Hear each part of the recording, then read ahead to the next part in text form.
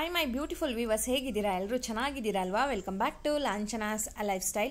ಯಾರೆಲ್ಲ ನನ್ನ ಚಾನಲನ್ನು ನೋಡ್ತಾ ಇದ್ದೀರಾ, ಸಬ್ಸ್ಕ್ರೈಬ್ ಮಾಡಿಕೊಂಡು ವಿಡಿಯೋನ ಪೂರ್ತಿಯಾಗಿ ನೋಡಿ, ಎಲ್ಲೂ ಕೂಡ ಸ್ಕಿಪ್ ಮಾಡಬೇಡಿ. ವಿಡಿಯೋ ನೋಡಿದ ಮೇಲೆ ಲೈಕ್ ಮಾಡಿ, ಕಮೆಂಟ್ ನೀವು ಟ್ರೈ ಮಾಡಿದ ಮೇಲೆ ನನಗೆ ಕಮೆಂಟ್ ಮಾಡಿ ರೆಸಿಪಿ ಹೇಗೆ ಬಂತು ಅಂತ. ಆಲ್ಮೋಸ್ಟ್ ಚೆನ್ನಾಗೇ ಬಂದಿರುತ್ತೆ, ಯಾಕಂದರೆ ನಾನು ಚೆನ್ನಾಗಿ ಬಂದಿರೋ ರೆಸಿಪಿಗಳನ್ನು ಮಾತ್ರ ನಿಮ್ಮ ಜೊತೆ ನಾನು ಶೇರ್ ಮಾಡ್ತಾ ಇರೋದು. ಇದು ವಿಡಿಯೋಗೋಸ್ಕರ ಮಾಡ್ತಾ ಇರೋದಲ್ಲ, ನಾನು ಓನಾಗಿ ಮನೆಯಲ್ಲಿ ಮಾಡುವಂಥ ರೆಸಿಪಿಗಳನ್ನೇ ನಿಮ್ಮ ಜೊತೆ ನಾನು ಶೇರ್ ಮಾಡ್ತಾ ಇದ್ದೀನಿ. ಸೊ ಆದ್ದರಿಂದ ಯಾವುದು ಕೂಡ ಕೆಡೋ ಅಂಥ ವಿಡಿಯೋಗಳನ್ನು ನಾನು ಯಾವುದೂ ನಿಮ್ಮ ಜೊತೆ ನಾನು ಅಪ್ಲೋಡ್ ಮಾಡಿಲ್ಲ ಸ್ನೇಹಿತರೆ. ಸೂಪರ್ ಆಗಿರೋ ಅಂಥದ್ದು, ಹೆಲ್ತ್ ಕಾನ್ಷಿಯಸ್ ಯಾರಿಗಿರುತ್ತೆ, ಆರೋಗ್ಯದ ಬಗ್ಗೆ ಗಮನ ಯಾರಿಗಿರುತ್ತೆ ಅಂಥವರಿಗೆ, ಅಥವಾ ಎಲ್ಲರೂ ಕಾಮನ್ ಆಗಿ ತಿನ್ನೋ ಅಂಥ ರೆಸಿಪಿ ಇದು. ಚಟ್ನಿ ಪುಡಿ ನೀವೆಲ್ಲ ಕೇಳಿರ್ತೀರಾ. ಇಲ್ಲಿ ನಾನು ಒಂದು ಗೆಡ್ಡೆ ಅಂತ ಹೇಳ್ತೀವಲ್ವ, ಒಂದು ಗೆಡ್ಡೆವಷ್ಟು ಬೆಳ್ಳುಳ್ಳಿನ ಸಿಪ್ಪೆ ತೆಗೆದು ತೊಗೊಂಡಿದ್ದೀನಿ. ಒಂದು 3ರಿಂದ 4 ಬ್ಯಾಡಗಿ ಮೆಣಸಿನ್ಕಾಯಿ ತೊಗೊಂಡಿದ್ದೀನಿ. ಒಂದು ಕಡ್ಡಿವಷ್ಟು, 1 ಅಥವಾ 2 ಕಡ್ಡಿವಷ್ಟು ಕರಿಬೇವಿನ ಸೊಪ್ಪನ್ನು ನೀಟಾಗಿ ತೊಳೆದು ಒರೆಸ್ಬಿಟ್ಟು ಅದರಲ್ಲಿ ನೀರಿನಂಶ ಇಲ್ದಲೇ ಇರೋ ಹಾಗೆ ತೊಗೊಂಡಿದ್ದೀನಿ. ಇದು ನೀವು ಖಾರ ಹೇಗೆ ತಿಂತೀರಾ ಅದ್ರ ಮೇಲೆ ಮೆಣಸಿನ್ಕಾಯಿನ ಹಾಕ್ಕೊಳ್ಬೋದು. ನಾನು ಸ್ವಲ್ಪ ಕಲರು ಬರುತ್ತೆ ಅನ್ನೋದಕ್ಕೋಸ್ಕರ ನಾನು ಬ್ಯಾಡಗಿ ಹಾಕ್ಕೊಂಡಿದ್ದೀನಿ. ಇಲ್ಲಾಂದರೆ ನೀವು ಗುಂಟೂರೇ ಹಾಕ್ಕೊಳ್ಬೋದು. ಪೂರ್ತಿಯಾಗಿ ಬ್ಯಾಡಗಿಯನ್ನು ಸ್ಕಿಪ್ ಮಾಡಿ ನೀವು ಗುಂಟೂರನ್ನೇ ಹಾಕ್ಕೊಳ್ಬೋದು. ಕರಿಬೇವಿನ ಸೊಪ್ಪು ಕ್ರಿಸ್ಪ್ ಆಗೋ ತನಕನೂ ನೀವು ಇದನ್ನು ಫ್ರೈ ಮಾಡಬೇಕು ಅಷ್ಟೇ. ಬೆಳ್ಳುಳ್ಳಿ ಪೂರ್ತಿ ಫ್ರೈ ಆಗಬೇಕು ಆ ಥರ ಏನೂ ಇಲ್ಲ.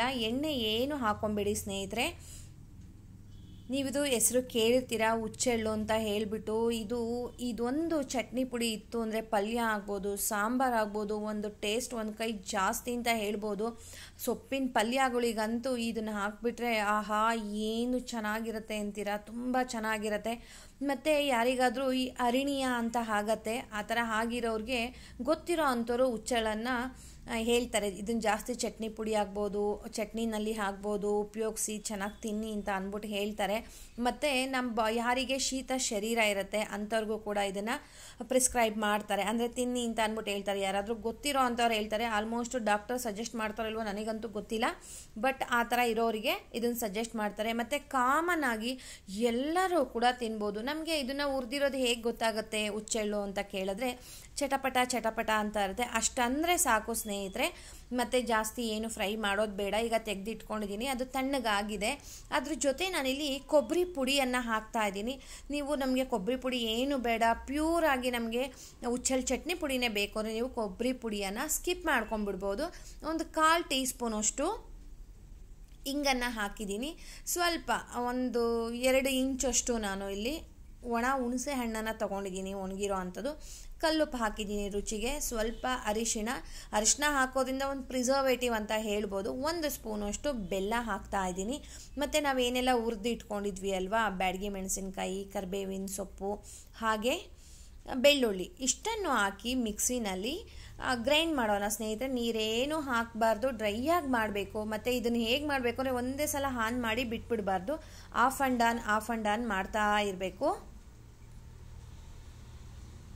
ನೋಡಿ, ಎಲ್ಲ ಪೂರ್ತಿಯಾಗಿ ಒಂದೇ ಸಲ ಹಾಕ್ಕೊಳ್ಳೋಣ, ಏನಿಲ್ಲ, ಒಂದೇ ಸಲ ಅದು ಗ್ರೈಂಡ್ ಆಗುತ್ತೆ. ಬಟ್ ನೀವು ಮಿಕ್ಸಿ ಮಾಡಬೇಕಾದ್ರೆ ಆ ಥರ ಆನ್ ಮಾಡೋದು, ಆಫ್ ಮಾಡೋದು, ಆ ಥರ ಮಾಡಿ ಈ ಥರ ಮಾಡ್ಕೊಬೇಕು.